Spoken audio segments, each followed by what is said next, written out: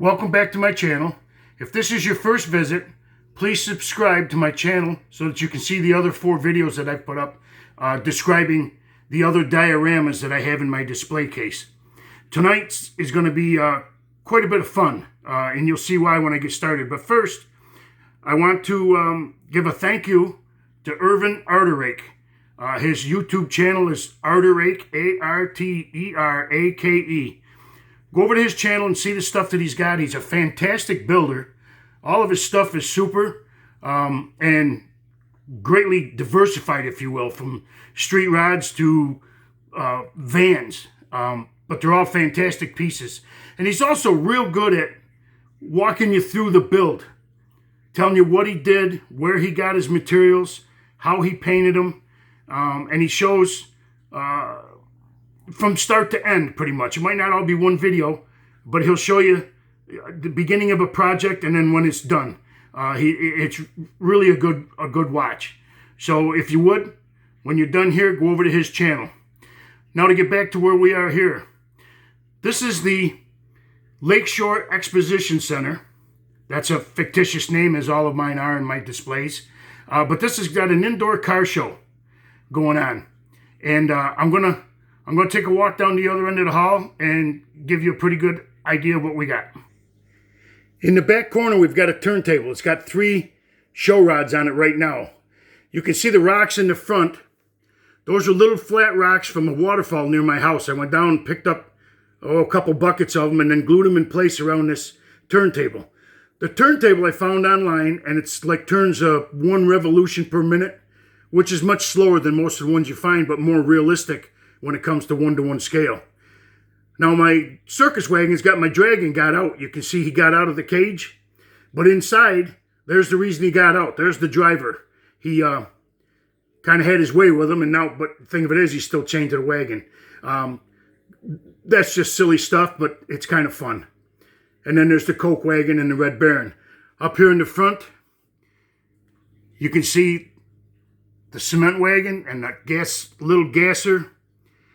And that, I think, was the Outlaw that I put different decals on and made it an express delivery for a grocery store. There's the cart, couple cases.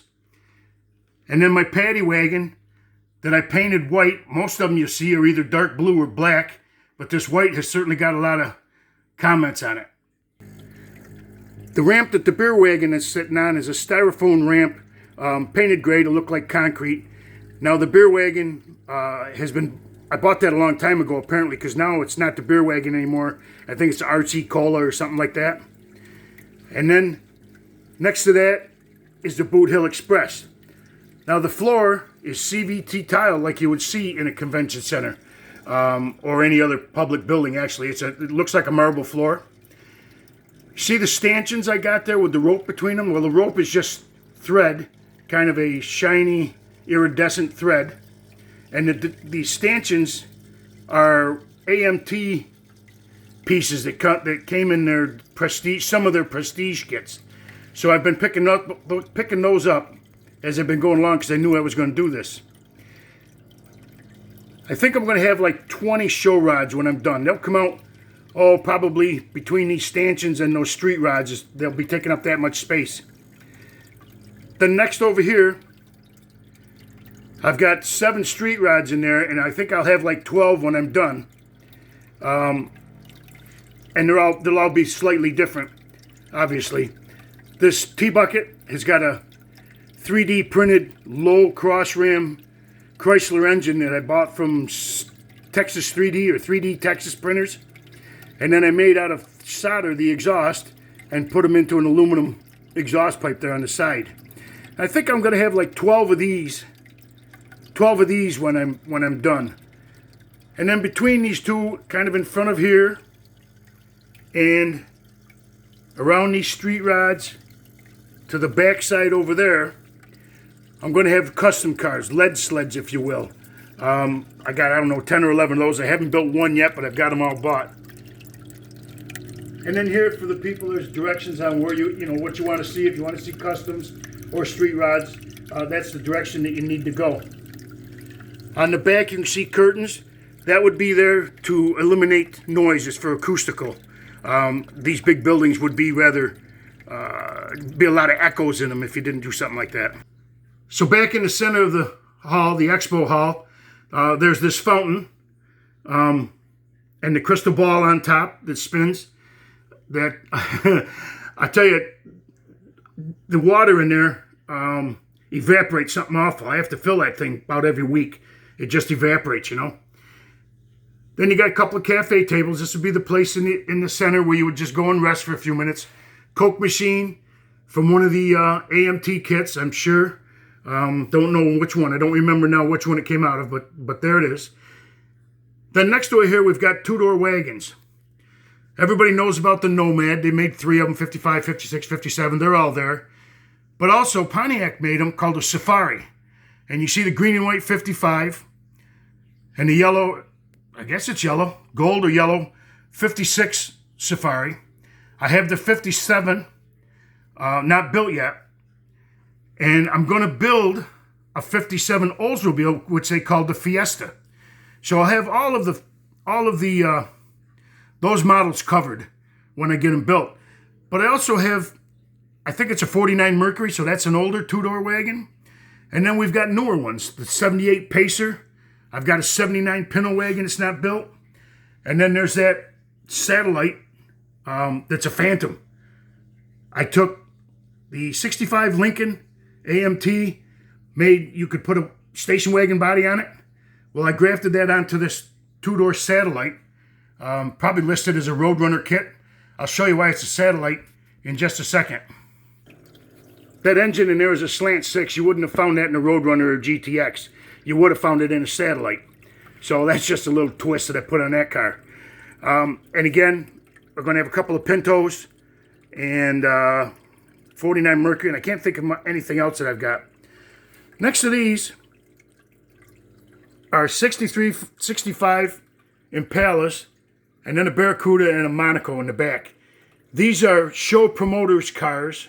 The show promoter would be me. And these are replicas of cars that I had. All of these were when I was younger. I think I had all of those cars before I was 20 years old. And I'm going to end up with, I believe, 10 of them. 10 replicas of cars that I've had. Most of them are going to be later cars than these. But that's what those are. And then next to those are models that I built before 1979. If I look at these, I think you can probably buy them all now as new kits. You're not going to get the one that says the shifter on it. You're not going to find the Satellite or Roadrunner that says shifter on it. But I know everything else. I think that's the blue Beetle in the back. Obviously, mine's not blue. But everything else I think you can still buy. However, this American Graffiti car, the 32 Coupe, that was built when it was first released. So that's got to be 40 years old anyway. Maybe a little bit more, I'm not sure. Then over here is an area we call Josh's Garage. And that Pinto wagon is that's a real picture of his 1-to-1 Pinto that he had. Now, there's 16 models in here. These were all built by my son between, I don't know, when he was 12 years old and he passed away last year at 45 years old. And he survived his moves from our house to his apartment to when he got married, that type of thing. Some of them fared better than others. There's a rear end out from under that orange truck. But most of them are pretty good. This GMC in the front, he was about 14 or 15. So in model car shows, he was considered a junior. Well, he had won several junior awards, so he decided to put this truck in the adult classes. And there was like 20 cars in that class, and that won first place. And I know how people thought that I probably painted him. I did not. He did all this himself. Back when that one, like I say, he was about 14 when he did it. Also, a little later than that, he got the 57 Ford and put one of those Lincoln station wagon tops on that, grafted it on. I think he pro-streeted it. I'm sure it's pro-streeted. And with the 67 Revell, and I think he put the engine out of that car in there too. But keep in mind, this two-door wagon was built before the Del Rio was released by about 25 years or more. And we'd never seen a two-door Ford wagon. That was just his creation, and it turns out it was pretty near real. So those are his cars that are in there.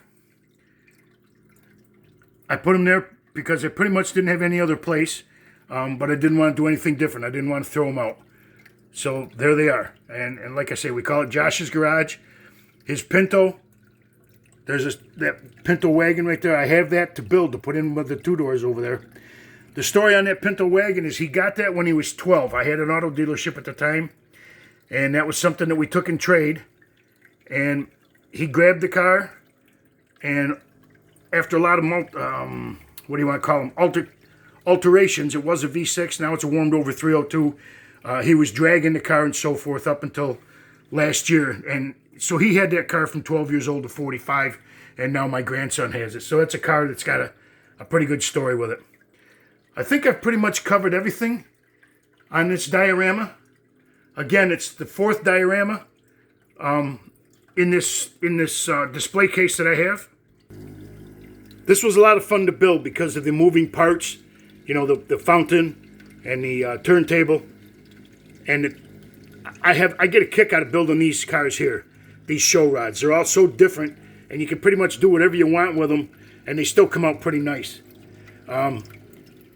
So that's what this diorama is. It's an auto show inside Autorama.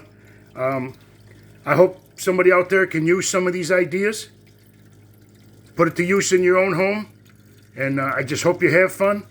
And thanks for watching.